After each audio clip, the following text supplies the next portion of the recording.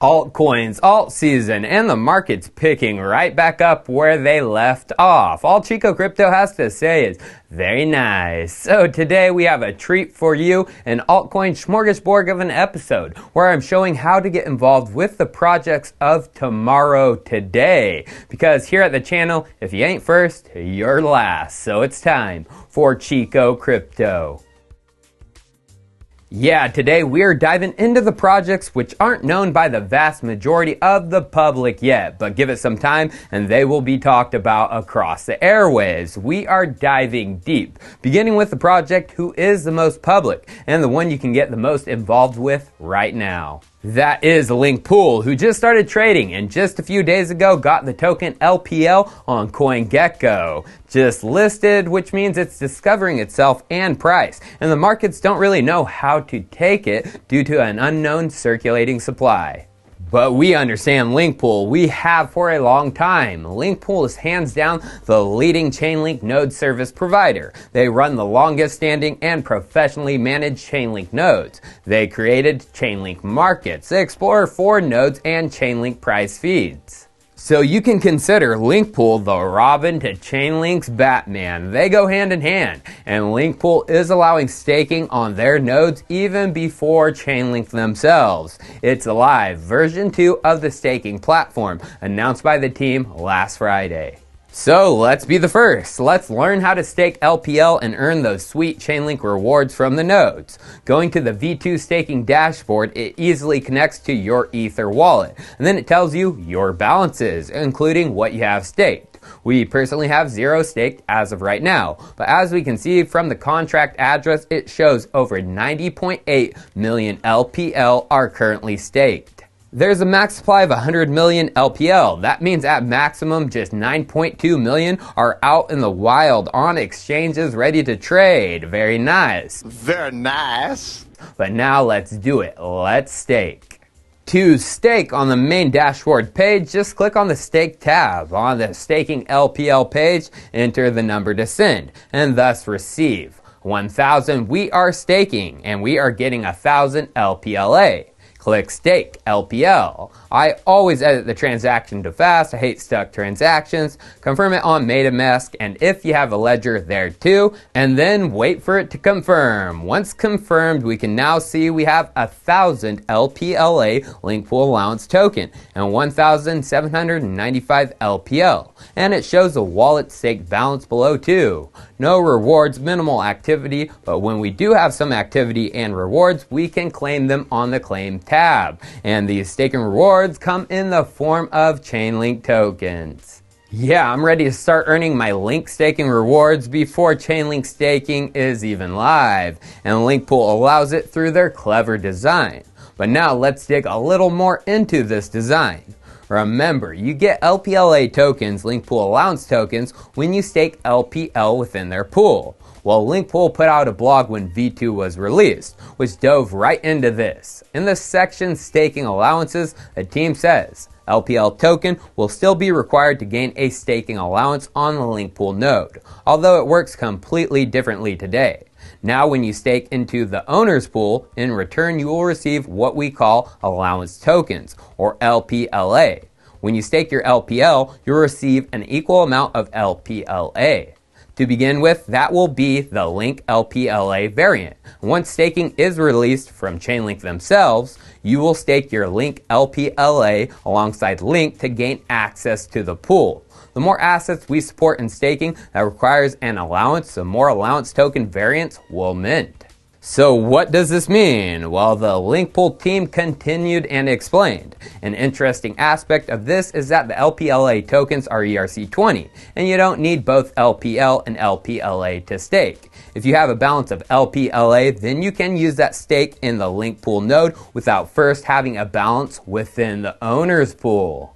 Yeah, using your Link LPLA tokens to stake within another node once Chainlink staking is live and running. The team continues, although it's very important to note that to withdraw LPL from the owner's pool, you need to provide all your allowance tokens to unwind the LPL. This creates a scenario where there may be both liquidity in the LPL and LPLA tokens, where one may opt to simply swap assets into LPLA to gain a staking allowance, with LPL holders needing to buy back any sold allowance to withdraw LPL out of the pool. So many cool DeFi scenarios coming with Chainlink staking and Link Pool, which the team expands on further in the blog in the section Allowance Lending. They say our new model will also support the borrowing and lending of any given allowance token. This will allow individuals with more staking allowance than stakeable tokens, example, more Link LPLA than Link, to lend out their allowance to individuals with more of a given token than allowance.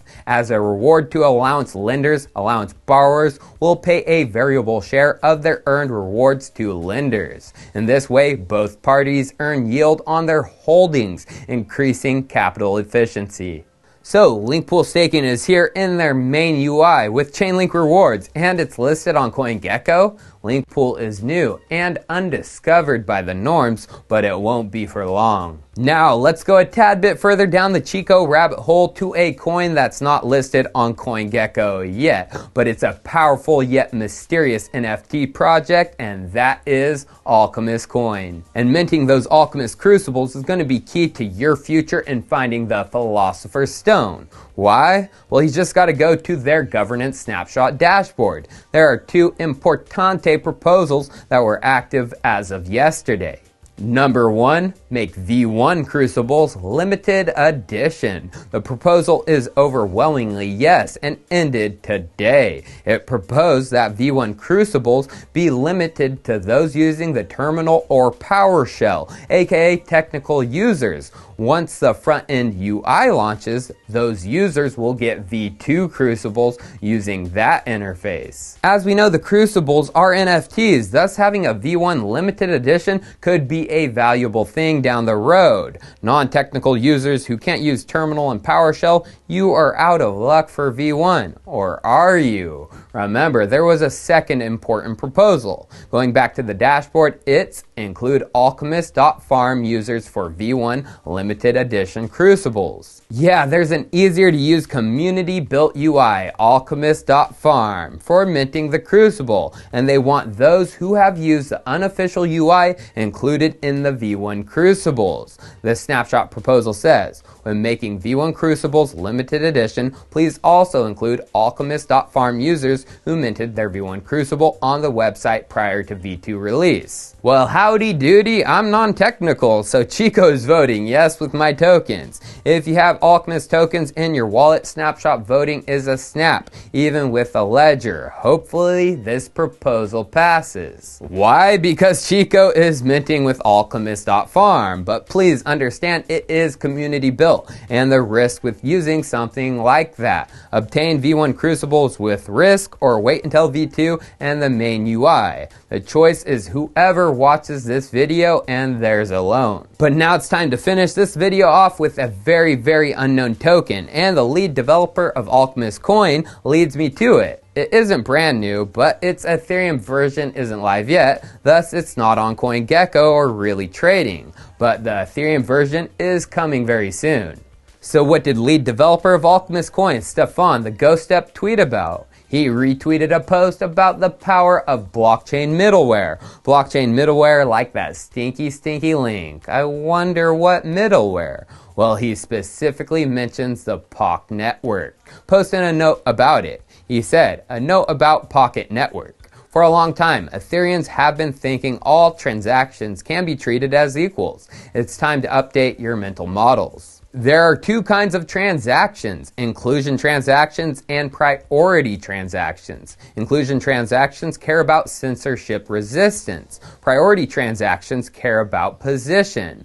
Pocket is a middleware for the meme pool which guarantees censorship resistance. Flashbots is a middleware for the meme pool which guarantees priority positions. Phew. So what exactly is Pocket? Going to their website, it says deploy on decentralized infrastructure. Pocket Network is a decentralized infrastructure API built for Web3 apps. Deploy applications to a network of thousands of nodes that are coordinated by a trustless protocol and powered by POKT. Oh yeah, baby, you can think of Pocket as a decentralized Infura. And what's Infura, some of you may be asking? Well, it's Ethereum's single point of failure. It's what all dApps devices and nodes connect to as of now. And in November, it went down, taking down almost all of Ethereum with it, dApps, wallets, and the like, including big exchange Ethereum infrastructure. Thus, people started to question Ethereum's decentralization. Well, you don't have to know more because a Pocket Network is here. This tweet shows why. The team said recently the network has crossed 1 billion requests since launch and over 2,732 staked nodes. Thus, it's being used and used heavily. And then below it says WPOKT is coming Q2. Pocket in Ethereum DeFi, that is what Wrap Pocket is, and it's coming. They have a landing page. But those who want to earn POKT right now, you gotta become a node. DApp Node and Avado users, and of course my Avado link is below. Cheers, I'll see you next time.